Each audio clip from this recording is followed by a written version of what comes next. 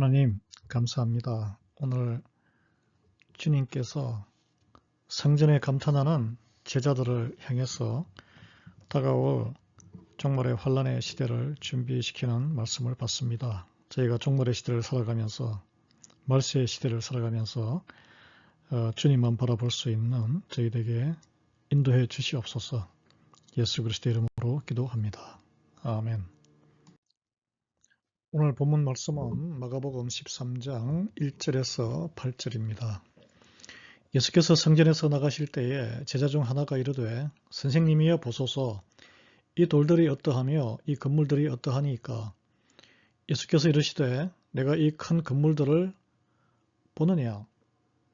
돌 하나도 돌 위에 남지 않고 다 무너뜨려지리라 하시니라. 예수께서 감람산에서 성전을 마주 대하여 앉으셨을 때에 베드로와 야고보와 요한과 안드레가 조용히 묻되 우리에게 이르소서 어느 때에 이런 일이 있겠사오며 이 모든 일이 이루어지려 할 때에 무슨 징조가 있사오리이까. 예수께서 이르시되 너희가 사람의 미혹을 받지 않도록 주의하라. 많은 사람이 내 이름으로 와서 이르되 내가 그러하여 많은 사람을 미혹하리라. 난리와 난리의 소문을 들을 때에 두려워하지 말라. 이런 일이 있어야 하되 아직 끝은 아니니라. 민족이 민족을 나라가 나라를 대적하여 일어나겠고 곳곳에 지진이 있으며 기근이 있으리니 이는 재난의 시작이니라. 아멘.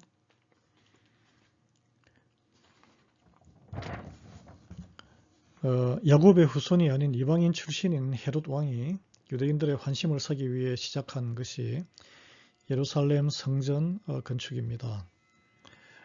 스룹바벨의 성전도 다 불타고 없어지고 성전이 없는 상태에서 예수님 시대에 이 원래 헤롯 대왕이 46년째 성전 건물을 짓고 있는 중이었죠. 원래 솔로몬이 지은 성전보다 2배 이상 크고 화려하고 웅장했다고 합니다. 그 마당까지 합치면 전체 부지가 축구장의 20배 되는 크기에 그 부지를 확장하기 위해서 이렇게 흙을 메워서 반반하게 만들고 아주 대공사였다고 해요. 그래서 성전의 높이는 50m에 달할 정도니 10층 이상의 규모의 빌딩 높이 생각해 보십시오. 그 고대 시대에 엄청난 건물이죠. 그리고 모두 또 하얀 대리석을 쌓았고 또 그 위에 금으로 도색을 해서 태양에 반사되어서 번쩍이고 저 먼 곳에서도 아주 번쩍이는 모습을 볼 수 있었다고 합니다. 당시 시대에 로마 제국의 아주 대표적인 또 걸작 건축물 가운데 하나로 손꼽혔고 이스라엘 백성들에게는 모든 이방 민족에게 자랑할 수 있는 자부심 가운데 하나였다고 합니다. 근데 한 제자가 이제 성전을 떠나서 그 베다니로 이제 자러 가잖아요. 예수님하고 제자들이 이 화려하고 웅장한 성전 건물을 보면서 뒤돌아보면서 예수님에게 그 뿌듯한 마음으로 그 자랑하는 마음을 내비치며 예수님 어떻게 생각하는지 물어봤습니다. 근데 예수님의 대답은 항상 그렇죠. 제자들의 예상과 기대를 무너뜨립니다. 건물이 참 대단하구나. 하나님의 영광을 드러내는 거지 라고 말씀하지 않으시고 네가 이 큰 건물들을 보느냐 라고 그 제자가 보는 시각에 어떤 문제가 있음을 지적하셨습니다. 여러분 주님을 따르는 사람은 따라가는 사람의 엉덩이를 보고 가는 것이죠. 다른 옆에 다른 것을 보지 않습니다. 참된 제자는 시선을 세상의 화려한 것과 웅장한 성전이나 또는 교회의 건물을 보고 이렇게 교회를 믿음 생활을 하는 게 아니죠. 예수님에게 고정된 사람이 참된 제자입니다. 건물은 지었다가 무너지고 또 사라질 것이지만 예수님께서는 영원히 계시는 우리의 진리요 우리가 따라갈 길이기 걸어야 할 길이기 때문입니다. 교회 건물은 성도들이 모여서 예배드리고 교제하는 하나의 물질에 불과합니다. 구조물에 불과하기 때문에 진정한 하나님의 집은 바로 예수 그리스도를 구주로 고백하고 예배자로 모여있는 우리 성도들 모임 그 자체입니다. 여러분이 하나님의 집이에요. 우리가 하나님의 집입니다. 눈에 보이는 화려하고 압도적인 모든 물체들, 건물까지 포함해서 언젠가 허물어지고 가루가 되고 흙으로 돌아갑니다. 그러나 우리 하나님만이 영존하시는 분이시기 때문에 우리는 곧 사라질 이 물질에 경탄할 것이 아니라 주님을 바라보며 말씀으로 경탄하는 복받은 사람임을 믿으시기 바랍니다. 감람산에 올라서 서쪽에 보이는 그 화려하고 웅장한 성전을 바라보고 예수님이 앉으셨을 때에 제자들이 성전에 돌 하나 남김없이 다 무너뜨려질 것이라는 예수님의 말씀이 어느 때에 일어날 것이며 그 징조는 무엇이냐고 물어왔습니다. 여러분, 어떤 문제가 발생하고 이것이 왜 그런 일이 있나 라고 생각을 할 때는 우리는 항상 언제 그 일이 일어나고 그것을 미리 알 수 있는 방법은 뭘까요? 이게 관심이 많죠. 왜 그럴까요? 그 문제를 피하고 싶고 잘 대처해서 내가 다치지 않고 싶기 때문입니다. 내 마음 편하게 나의 주관대로 미리 대처하고 싶기 때문이죠. 그러나 모든 때는 하나님이 정하신 때에 일어날 것이고 일어날 것이 일어나는 것이고, 그럼 성도는 뭐냐? 지금 우리에게 주어진 때를 아끼지 아니하고 하나님의 말씀을 어떻게 순종해서 적용하며 지금의 시간을 살아낼 것인가에 집중하는 사람들이죠. 다릅니다. 태도가 달라요. 여러분, 문제 상황에서 해결의 때와 징조에 더 관심을 아직도 쏟고 계십니까? 아니면은 그보다는 그것은 하나님이 알아서 하시는 일이고 하나님의 말씀대로 살아내려고 힘쓰는 데 관심을 기울이시는 저와 여러분 되기를 바랍니다. 예수님께서는 재난의 때와 징조를 설명하시기에 앞서 사람의 미혹을 받지 않도록 주의하라고 하셨습니다.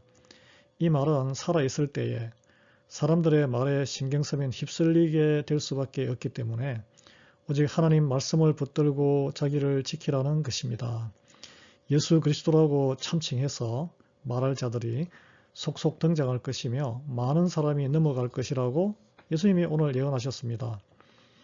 예수님 비슷한 능력을 발휘하니까 사람들이 그 기적에 혹해서 넘어가는 것이죠. 지금 뭐 한국도 그렇고 미국도 전 세계적으로 내가 재림 예수라고 주장하는 이들이 많습니다.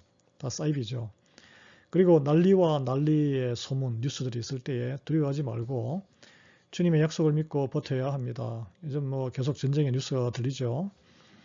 예수님이 재림하시기까지 시기는 인간 세상과 자연 세계의 재난이 더욱 심해지는 난세의 시간들이 기다리고 있음을 알 수 있습니다. 세상이 더 좋아지는 게 아니에요, 여러분. 나라와 나라가 싸우게 되고 민족과 민족이 싸우며 자연 질서가 붕괴되는 현상이 일어날 것이라고 했습니다. 또 지진이 도처에 일어난다 그랬죠. 기근이 강범위하게 혹독한 세계 경제 대란이 일어날 것이라고 이렇게 예언을 하고 있습니다. 그런데 문제는 이것이 재난이 정점이거나 재난의 끝이 아니고 이제 재난의 시작에 불과하다 그랬어요. 재난의 시작에 불과하면 그러면 사람들이 굉장히 불안해할 거 아니에요. 여기가 안전한 곳이다. 이것이 안전한 곳이다라고 이렇게 막 떠드는 사람이 많을 것입니다. 이러할 때에 제자의 길을 걷는 성도들은 무엇을 바라보며 어디를 바라보고 무엇을 소망하며 어떻게 그 시간을 보내야 할까요? 무엇보다 이 땅에서 인생이 끝나는 것이 아니라는 것을 우리가 믿기 때문에 세상이 얼마나 환난의 난세가 되어도 내가 서 있는 이 바닥이 무너져도 두려워하지 말라는 것이 예수님의 당부죠. 모든 혼란과 난세가 믿는 자들에게는 오직 예수 그리스도를 바라보며 말씀이 성취되는 순간이기 때문에 믿음으로 담대하게 하나님의 선하신 그때에도 집이 무너지고 땅이 무너지고 하늘이 무너져도 하나님의 선하신 영혼구원의 사랑의 일을 펼치는데 그 기회의 시간과 장으로 삼으라는 것이죠. 세상에 휩쓸리지 말고 주님을 바라보며 주님을 따르는 이들을 거룩하게 구별하기 쉬운 시간들이 종말의 시간임을 예수님은 말씀해주고 있습니다. 환경이 더욱 어려워지면 다 믿음으로 이게 연단되지 않으면 팍팍 다 쓰러지는 거예요. 그럴 때일수록 주님을 바라보고 붙잡아야 될 줄 믿습니다. 삶의 여러 환경에 환난과 난세가 찾아올 때에 여러분 무엇을 바라보고 계십니까? 무엇을 바라보고 있나요 지금? 화려한 성전 같은 겉으로 보기에 눈부시고 안전해 보이고 그런 풍요와 안전함을 부러워하지 아니하고 썩지 않을 하나님의 말씀 안에 영생을 바라보며 감사와 평강으로 믿음으로 주님의 일을 묵묵히 하며 주님의 그리스도의 길을 따라가는 우리 모두 되기를 소망합니다. 하나님 감사합니다.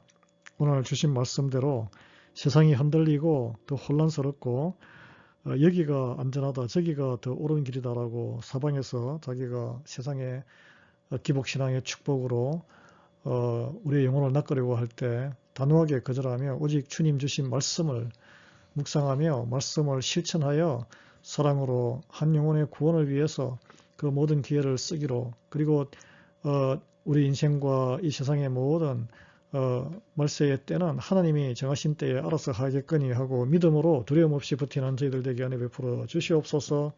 예수 그리스도의 이름으로 기도합니다. 아멘. 금요일 오늘 중부 함께 할 기도는 치유와 회복을 위해서 기도합니다.